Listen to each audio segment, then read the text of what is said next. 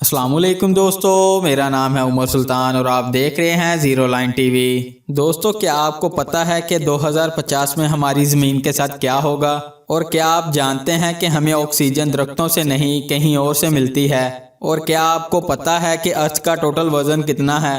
तो शुरू करते हैं आज की इस वीडियो को। दोस्तों, आप सबको ये पता ही है कि एक दिन में 24 घंटे ही होते हैं, लेकिन दिन हमेशा से 24 घंटे का नहीं था। कई हजार साल पहले एक दिन 21 घंटे का हुआ करता था, लेकिन जमीन में तब्दीलियां आने की वजह से एक दिन 24 घंटे का हो गया और 24 घंटे गुजरने के बाद एक नया दिन शुरू हो जाता है। जमीन में तब्दीलियां आने की वजह जलजले हैं, क्योंकि जमीन एक फ्लो में गर्दिश करती है और जलजले आने की वजह से जमीन का फ्लो आहिस्ता हो जाता है और इसी वजह से ये 21 घंटे 24 घंटों में तब्दील हो गए और आहिस्ता आहिस्ता ये सिलसिला अभी जारी है। हर साल ज़मीन की स्पीड 1.7 मिली सेकेंड कम हो जाती है और हज़ारों साल बाद एक वक्त ऐसा आएगा जब ज़मीन पूरी तरह से रुक जाएगी और ये शायद क़यामत का ही दिन होगा। दोस्तों, ये बात तो आप सब जानते ही हैं कि हमारी ज़मीन 7 बर-ए-आज़मों पर मुश्तमिल है, लेकिन क्या आप जानते हैं कि हमेशा से हमारी ज़मीन इन 7 बर-ए-आज़मों पर मुश्तमिल नहीं थी, बल्कि आज से हज़ारों साल पहले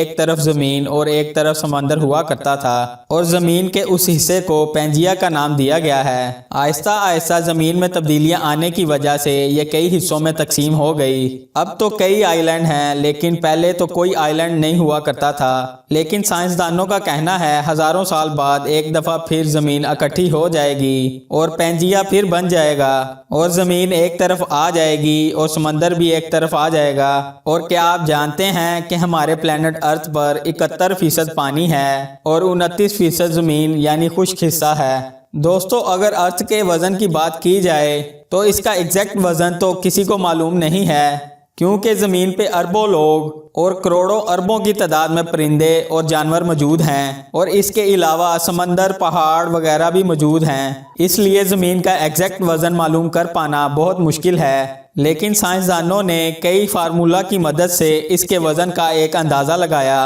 अर्थ का वज़न साइंटिस्ट के मुताबिक 13 अरब ट्रिलियन टन है और 13 अरब ट्रिलियन टन में कितने ज़ीरो आते हैं किसी को नहीं पता। अगर सूरज की बात की जाए तो ये देखने में तो बहुत छोटा लगता है, लेकिन हकीकत में ये ज़मीन से बहुत बड़ा है और ज़मीन से दूर होने की वजह से ये हमें छोटा नज़र आता है। लेकिन क्या आप जानते हैं कि सूरज हमारी ज़मीन से कितना बड़ा है और ये ज़मीन से कितने फासले पर मौजूद है? सूरज में हमारे अर्थ जैसे 13 लाख प्लैनेट फिट आ जाएंगे, यानी इसका डायामीटर ज़मीन से 109 गुना बड़ा है और सूरज ज़मीन से 15 करोड़ किलोमीटर के फासले पर मौजूद है। और साइंसदानों का कहना है अगर सूरज एक दिन अपनी शुआएं ज़मीन पर नहीं भेजता तो ज़मीन पर ठंड बहुत ज़्यादा बढ़ जाएगी और ठंड की वजह से सब कुछ जम जाएगा और ज़िंदगियां ख़त्म होना शुरू हो जाएंगी। लेकिन ये मेरे अल्लाह का बनाया हुआ निज़ाम है, उसको बेहतर पता है कि इसको कैसे चलाना है। दोस्तों, हम सब बचपन से ही सुनते आ रहे हैं और पढ़ाया भी जाता है कि दरख्त हमारी ज़िंदगी और इस ज़मीन का लाजमी हिस्सा है, क्योंकि दरख्त हमें ऑक्सीजन मुहैया करते हैं। और हमें यह भी कहा जाता है कि अगर दरख्त नहीं होंगे तो हम ऑक्सीजन कहां से हासिल करेंगे और ऑक्सीजन के बगैर हम जिंदा नहीं रह पाएंगे। लेकिन ये बात कम्प्लीटली रॉन्ग है, क्योंकि दरख्त हमें सिर्फ 100 में से 28% ऑक्सीजन ही देते हैं और बाकी का 72% ऑक्सीजन हमें समंदर से मिलता है। यानी 4 में से 1 हिस्सा दरख्तों से हासिल होता है और 3 हिस्से समंदर से ऑक्सीजन मिलती है। और क्या आपको ये भी पता है कि 28% ऑक्सीजन जो दरख्तों से हासिल होती है, उसमें से 22% ऑक्सीजन हमें सिर्फ अमेज़न के दरख्त प्रोवाइड करते हैं और बाकी की 6% ऑक्सीजन पूरी दुनिया में लगे दरख्त ही प्रोवाइड करते हैं। ये सच में अनबिलीवेबल है।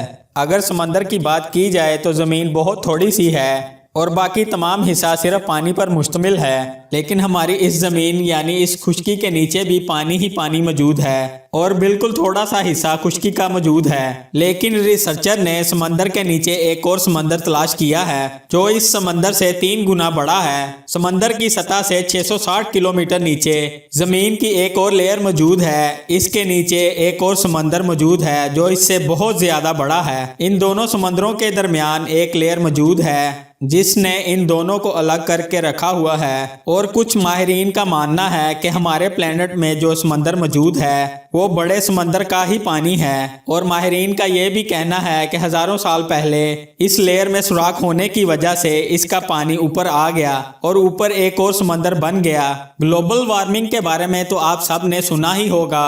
گلوبل وارمنگ سے زمین کا ٹمپریچر آہستہ آہستہ بڑھتا جا رہا ہے اور اس کی وجہ آلودگی اور کاشتکاری ہے۔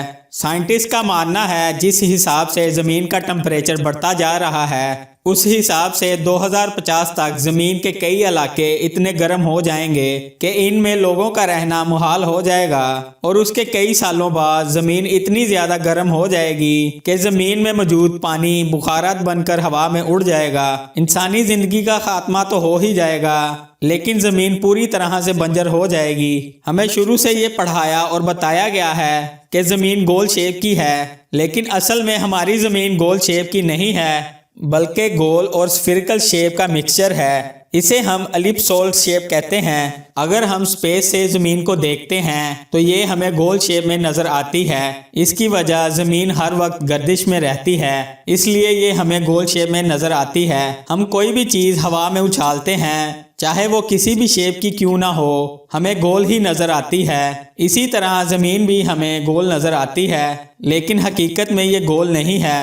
آج کے لیے بس اتنا ہی۔ امید کرتا ہوں زیرو لائن ٹی وی کی یہ ویڈیو آپ کو پسند آئی ہوگی، اور لائک اینڈ سبسکرائب کرنا نہ بھولیے گا۔ ملتے ہیں اگلی ویڈیو میں، تب تک کے لیے دیں اجازت۔ اللہ حافظ۔